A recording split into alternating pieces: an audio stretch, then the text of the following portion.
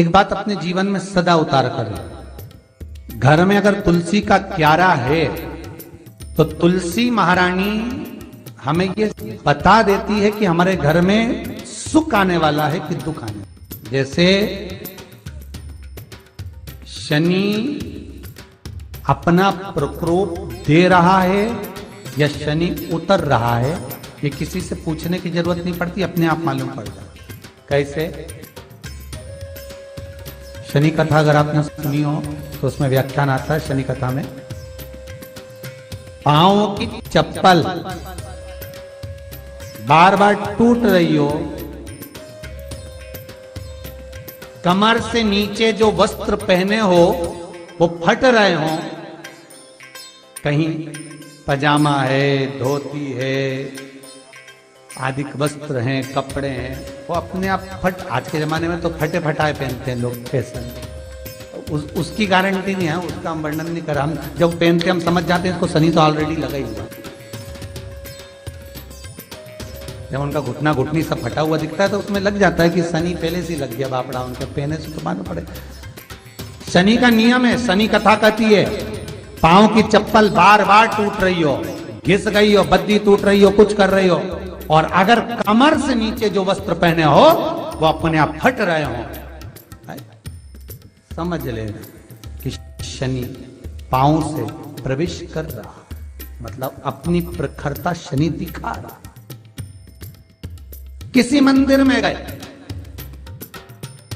महाराज और वहां जाने पर चप्पल चली गई तो समझ लेना शनि की कुदृष्टि अब पड़ना बंद होना चालू हो गया।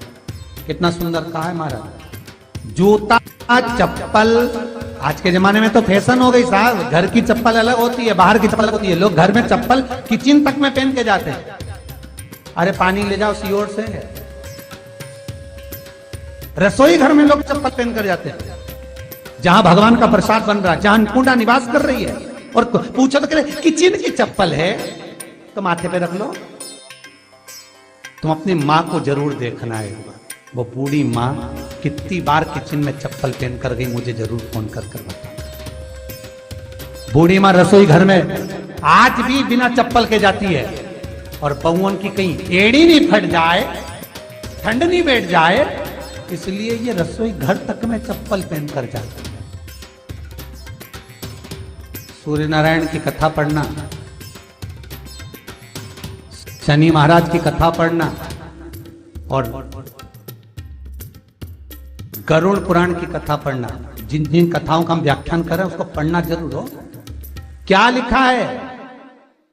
घर के अंदर जब चप्पल जाती है, रोग, बीमारी, कष्ट, तकलीफ चालू हो जाती है। तुमने चप्पल क्यों पहनी? ठंड नहीं बैठ जाए, रोग नहीं बैठ जाए। घर के अंदर उतना बढ़ गया, एक कालीन बिछा दो, एक दरी बिछा दो, मोटा आसन बिछा दो, जिस पर तुम चल लो। जरूरी है कि कई कई लोगों को हमने ये भी देखा कि कालीन पर भी चप्पल पहन के चलते, और ब्राह्मणों को भोजन परोस रहा है, गुरुजन को भोजन परोस रहा है, ठाकुर जी की थाली बना रहा है, ठाकुर जी का थाल लगा रहा है, तो भी चप्पल है पांव। तेरा क्या होगा रे कालिया, क्या होगा? विचार तो करो। देह पड़ी रे जाए यहीं पर, फिर कुंडल और नगीना, क्या हरि नाम नहीं तो जीना। अभी भी सुधर जाओ रे, अभी भी सुधर जाओ, नहीं सुधरो तो सिधर जाओ रे, या तो सुधरो नहीं तो सिद्धरो, थोड़ा सुधरो। रसोई घर में अन्नपूर्णा रहती है, रसोई घर में शिव महापुराण की कथा कहती है जब भगवान शंकर को मां जगत जननी भोजन करा रही थी, शंकर जी ने वर मांगा था अन्नपूर्णा, ए अन्नपूर्णे तुम मेरे घर के बच्चों का भरण पोषण कर रही है, इस मृत्यु लोक में जितने मनुष्य जन्म लेते हैं ये मेरे पुत्र कहलाते हैं। तो अन्नपूर्णा ने कहा चिंता मत करना भोलेनाथ, जिस जगह पर एक स्त्री, बेटी, कन्या या घर की बहू या बूढ़ी मां भोजन बनाएगी, उस जगह पर मैं अन्नपूर्णा उसके शरीर में प्रवेश करूंगी। रसोई घर नहीं होगा, वो मेरा और तुम्हारा मंदिर कहलाएगा। अब मंदिर में चप्पल पहनकर भोजन का निर्माण करना, ये श्रेष्ठता है। एक आसन पटक लो आप रसोई घर के अंदर, जिस आसन पे खड़े होकर आप भोजन बना लो। मोटा सा आसन रख लो, चप्पल की जरूरत ही नहीं। श्रीमद् भागवत कथा कर रही है, तुलसी का मात्र तो शनि अपनी दृष्टि बता देता है। शास्त्र कहता है जब घर के अंदर प्रवेश करने के, जब आप घर में प्रवेश करें तो एक कोने में चप्पल को उतार दें। बाहर जगह नहीं है तो घर के अंदर प्रवेश कर लेफ्ट में चप्पल को उतार दें, और 7 या 3 कदम के अंदर चप्पल उतर जाना चाहिए घर के अंदर में।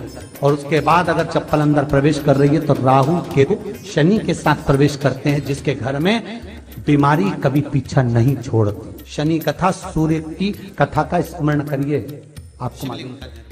अब शिवलिंग का निर्माण कैसे पहचान हो जाता है। गला दिया पानी में, महाराज पहले तुलसी बता देती है कि आपके घर की दशा क्या है।